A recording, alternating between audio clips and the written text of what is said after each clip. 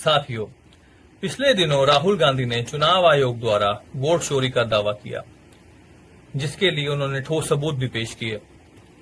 यह मामला हमारे लोकतंत्र की रीढ़, हमारे जनमत के अधिकार और हर नागरिक की जिम्मेदारी से सीधा जुड़ा हुआ है। साथियों, कोई भी दावा अपने आप में सच या झूठ नहीं होता। दावा तो बस एक दावा होता है। असली सवाल यहां नेता पर है। जनता का यह फर्ज बनता है कि वो नेता की नीयत, उसके इतिहास और जनहित के लिए किए गए उसके कार्यों की पड़ताल करे, तो उसके दावे खुद ब खुद सच और झूठ के दायरे में आते चले जाएंगे। किसी नेता का इतिहास ही बताता है कि उसके शब्दों में कितनी सच्चाई और वजन है।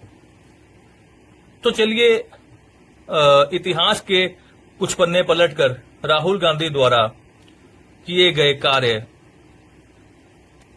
पर नजर मारते हैं और ये जानने की कोशिश करते हैं कि समय समय पर उनके द्वारा उठाए गए मुद्दे, किए गए दावे सच साबित हुए या गलत। तो सबसे पहला पन्ना नोटबंदी का याद आता है हमें। नोटबंदी में राहुल गांधी ने दावा किया था कि ये इस देश की जनता और अर्थव्यवस्था पर कहर बनकर टूटेगी, और आज सभी सरकारी रिपोर्ट्स में यही साबित होता है। दूसरा मुद्दा जीएसटी का था। जीएसटी में भी जीएसटी को लागू करने के तरीके पर राहुल गांधी ने जो आपत्ति जताई थी, उसको बाद में सरकार ने माना और सुधारा। तीसरा मुद्दा अगर हम देखें तो अडानी का, तो शुरुआत से ही समय समय पर अडानी पर उठाए गए सवाल और संघर्ष धीरे धीरे सही साबित होते चले गए। चौथा दावा उनका चाइना का।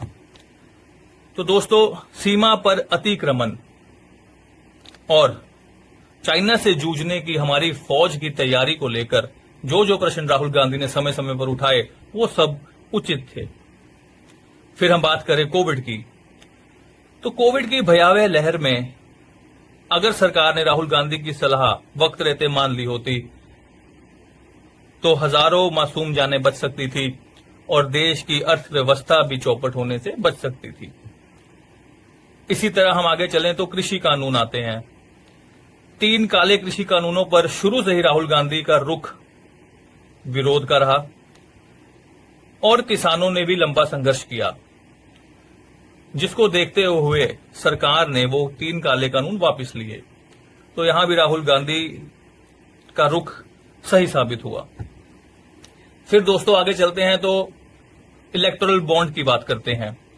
2017 में ही राहुल गांधी ने इसको लीगलाइज्ड लूट बताया था दोस्तों, लीगलाइज्ड ब्राइबरी।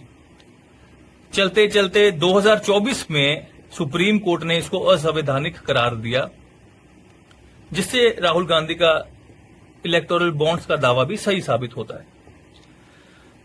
फिर आगे चलें तो बात करेंगे राफेल की। तो राफेल की डील में जिस तरह से भ्रष्टाचार हुआ, पारदर्शिता नहीं थी, उस पर जिस तरह से राहुल गांधी ने सवाल उठाए, वो सवाल आज भी जनमत के मन में घूम रहे हैं।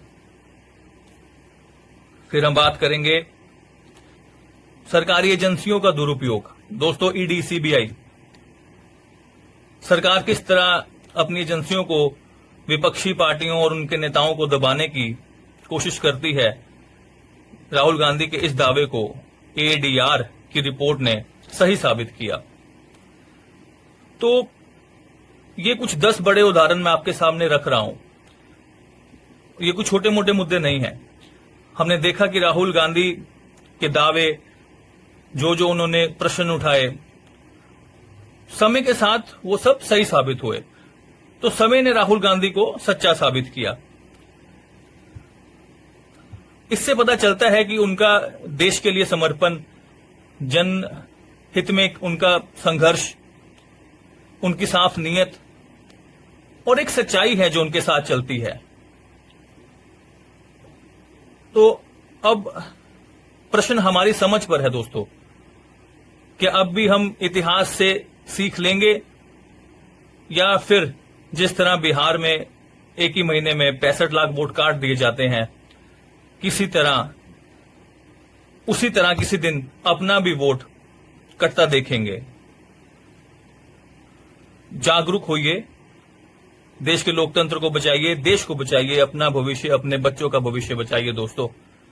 जय हिंद।